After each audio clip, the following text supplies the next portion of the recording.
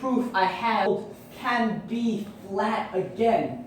For it is not often the mountains will pull back the curtains and the sea splits itself into a miracle for you, and the constellations have stretched out their limbs like they dare you to jump.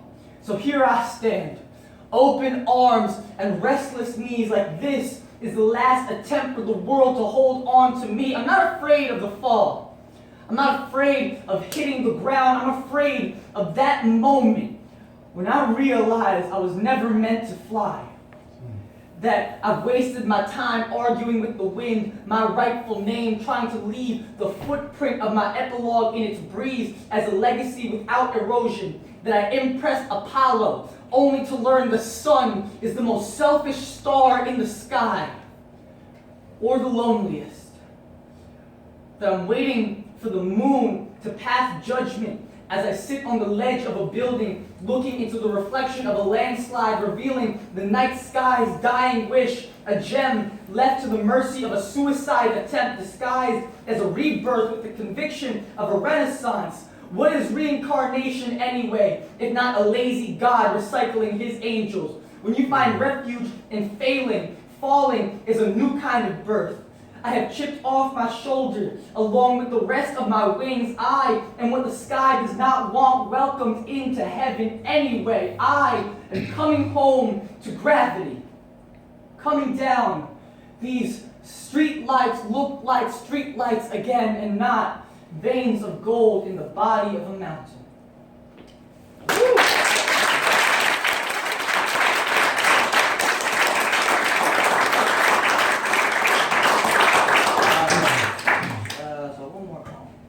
Okay, got one more piece. This piece,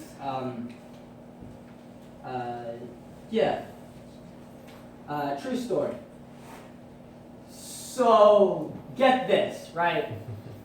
You're standing in an elevator, and you mutter something about this country you don't agree with. Then, the man next to you overhears this, says to you, well, you don't have to be here.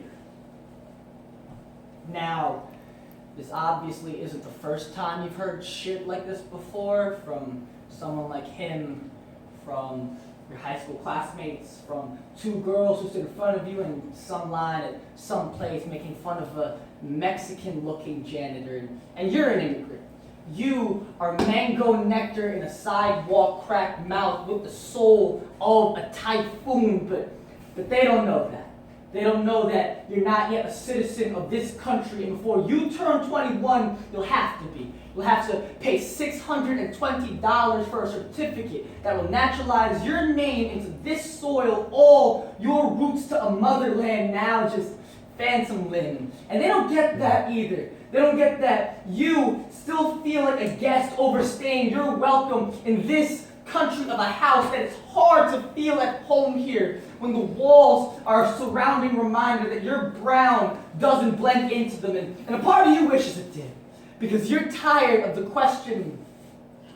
So like, where are you from? No, I mean like, where are your parents from? No, I mean like, where are you really from? I mean, where are your parents really from? Like, you know?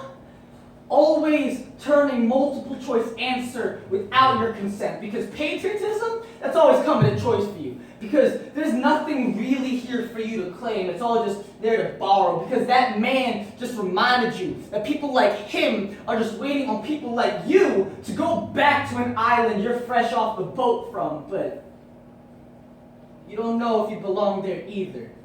Remember, you went back once, but only to visit. You don't live there anymore. You don't really belong there anymore either. You were afraid to pry open your mouth, to let your tongue breathe in the natural habitat of its own sound, because you reeked of apple pie.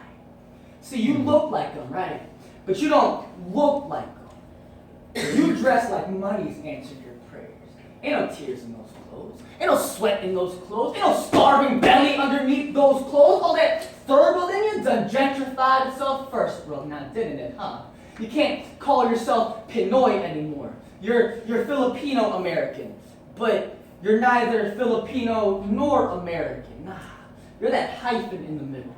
You are equal parts subtraction and connection. That journey from one to the other and back and forth and back and forth. You're always losing yourself somewhere else, but you're finding it again. Reinvented, rediscovered, and still recognizable. Something that man will never understand. So when the bell tolled for you to get off at your floor, you looked at him. Pride sprawled across chest like war paint, tongue aimed like spear at the ready. You said to him, well, you were never supposed to be here in the first place. Have a good day, sir.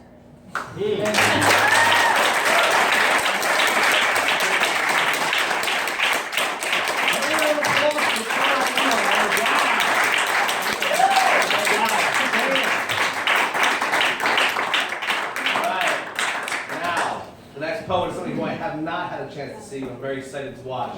Everyone give a round of applause, and I really hope this is the name you go by. Yes, it is. It is? Thank God, I was worried about it. Everybody give a round of applause for Brian Pineapple.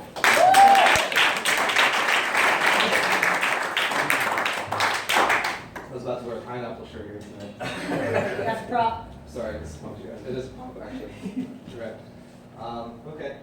The first piece I'm going to do is brand new. I've never performed it before. But I like it, so it's called Quiver. These hands reach for dreams, which is to say, I've never had a grip on reality.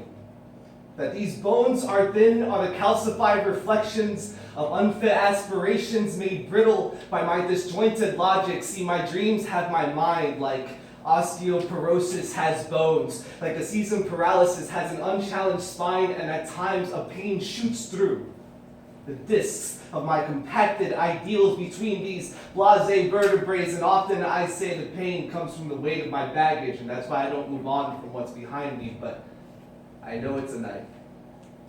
Held by my excuses, a betrayal made of silver delusions, hilt of premature prospects. I am boy betrayed by second-rate daydreams and stillborn potential, and when the knife rips on ligatures, ligaments through this facade flesh, I realize how willing I am to cripple myself, how feeble I'll make my desires, how I have no gauze of self-love to mend this, how I hemorrhage self-loathing, how I bleed only failure, how this leukemia mindset brings no cells to tend to these disease beliefs, how these tendency is to pretend they're strong when I know they're tender has always been my tendency, because my tendencies are too willing to look over, too willing to bend down to anyone else, too willing to walk slow because success won't come fast enough, too willing to be an optimist miscarriage between father figure complex and a coddling mother nature decided for him. I am self-afflicted abortion. I end my starts before I begin them. I am wounded patient, searching for hospitals while holding a first aid kit. I am unwilling doctor, patiently seeking motivation only to find a dead on arrival. See, I am dead on arrival, but when life flashes before these lies,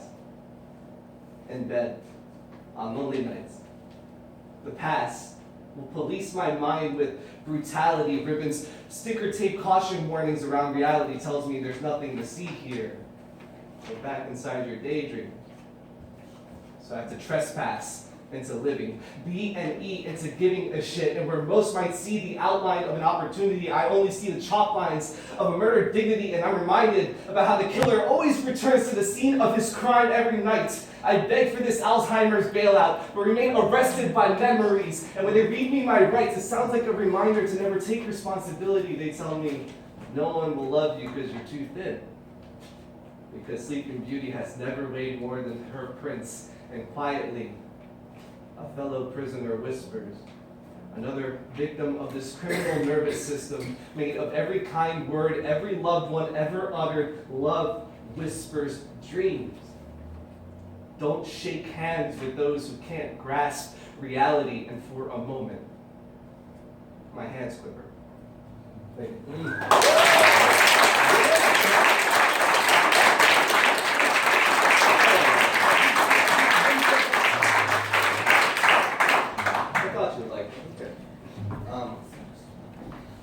This next one is about coming to terms with who I've never liked it how racially ambiguous I look.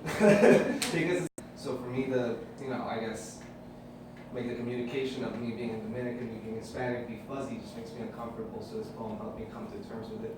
This one is called Assimilated Ink. I marginalized our lined paper heritage. Bright streaks of American syntax confine the blue sky lines of Harawakoa, so along the white Puerto Plata shores of my sheet of genealogy. And the assimilated ink crashed, didn't it? Each rolling tide of English eroded the Dominican harbor of my ancestry. And as I peered out the window at an Anglo-Saxon tsunami, I hoped it would swallow me. Hope I would taste this Atlantic vocabulary. Hope I foreshadowed an American drowning, so I penned this rain dance. My Dominican parents could never pen in Spanish, I love you. Or, I'm sorry. Because you put a roof over my head. But all I could do was look out a window for another culture to call home, and I hated the kitchen for all the English it starved me of, and this bicultural real estate then found no auction for its wish-wash foundation. In the aftermath, I was alone. Residing in the one culture an American immigrant work life can't afford to visit without the both of you with me in English. I felt like a nomadic culture, writing English words. That was me visiting homeless shelters, so I want you to know that I'm building my own home.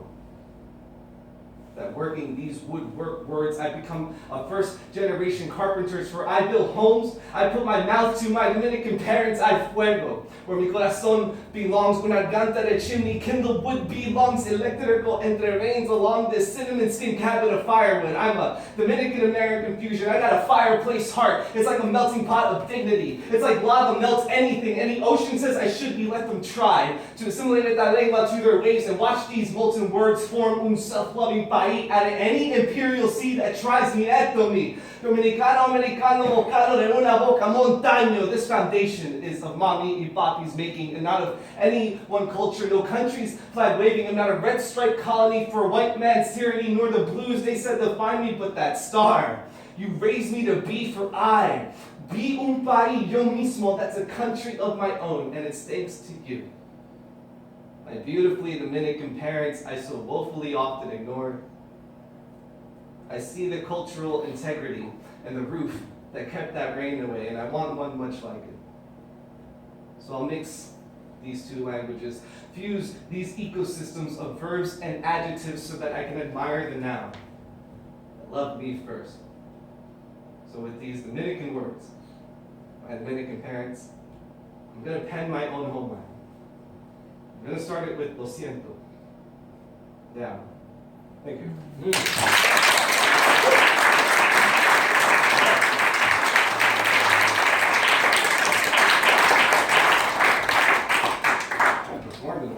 I feel nervous in front of you guys. Okay. I just want to plug some things really quick. I think the next thing is Montclair Poetry Festival's Poetry Slam they do every month. It's on Bloomfield Avenue. It's February 11th. It's every second Thursday of the month.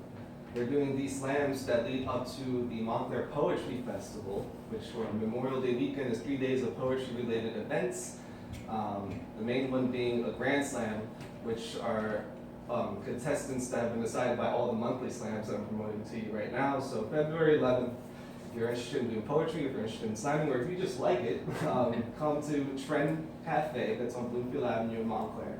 It'll be on February 11th. Check Facebook for like the times, and there is a cover charge. I don't know what it is. I think it's $10.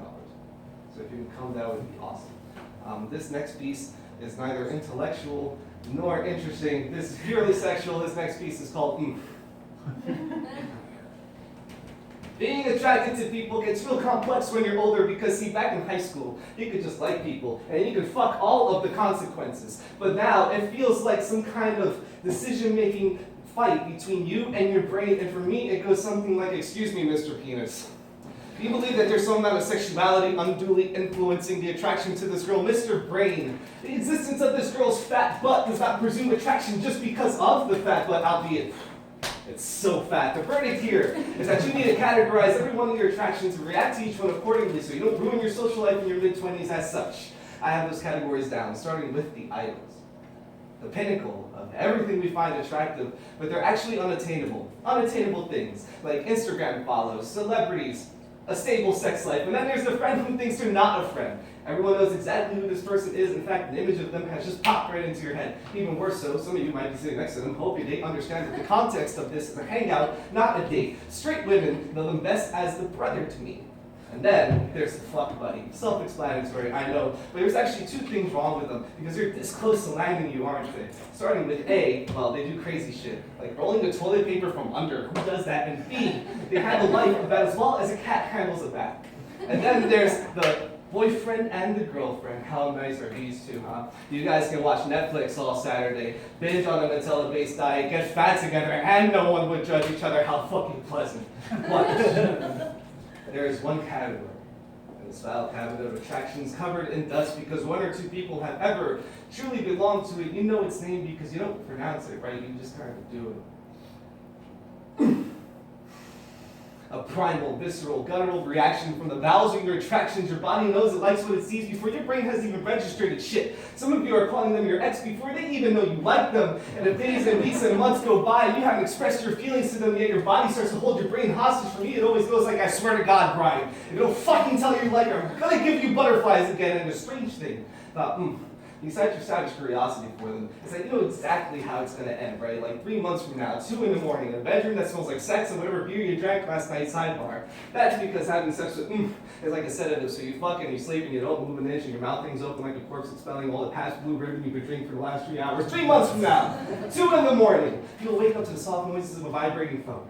A phone that is closer to than it is to you. Your fuck buddy's calling. Their name on your phone is fuck buddy. Number 4. Am I just another body for you to fuck? They cry. They're always so antsy about these things, right? The only thing you have to say to console them is no, baby. Baby, you're just... At which point they scramble to their car, pounding their steering wheel to the cadence of the words in the tempo of their tears. I always do this to myself, and you'll do the same emotional torture going on Reddit to calm down the cat gifts, but really you're just going to go to Facebook, visit his profile, or her profile, whatever, and cry yourself to sleep due to all your social inadequacies. It's so profane, it's so vulgar, so inhumane, but go for it. Because an idol just gives us unrealistic expectations which no one in our society needs any more of, and the friend who thinks you're not a friend won't get the point unless you kick them out of a moving car, and that's illegal. And then the fuck buddy, it's okay, no one's judging. Buy a sex toy already, and then the boyfriends and girlfriends turn us into our parents, and that's just ugh. But there's something we know we want, know how to get, know how to deal with, and know how to end if we so choose to. Teaches us that life is this thrill ride. It's a dictated experience. We control, sense of nonchalant rebellion to all our stupid-ass obligations, because in the grand scheme of things, our student loans have never fucking mattered. Yes, with all the wind that swirls on their dancing movement, with all the muscle that twitches on their lustful body, with every upper lip that puckers into lower lip that then folds salaciously into enamel you've been begging to pierce your flesh with, all of it conspires against your social norms to say, I dare you to take me like they say you shouldn't, and you should. Because that's what life is all about. Thank you.